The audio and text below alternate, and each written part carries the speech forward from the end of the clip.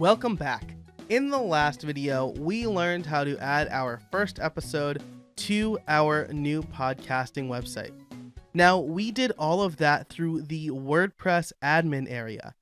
In this video, we're just going to take a look at what happens on the Castos side of things.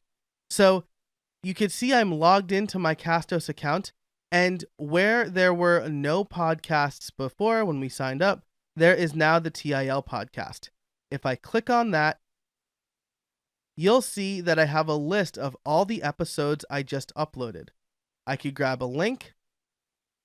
I can view this episode on the Castos website, so you can see that they're pulling our information over from WordPress, and we can view statistics. So if we go over to the analytics side of things, you'll see that we have these global analytics. We can choose the date, we can filter by podcast, and we can filter by episode.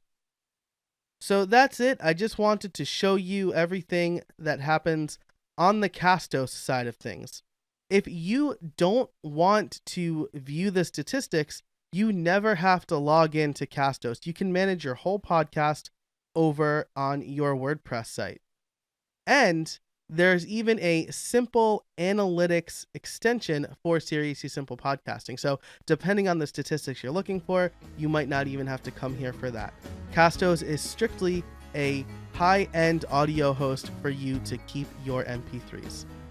So that's it for this video. In the next video, we are going to submit our show to Apple Podcasts.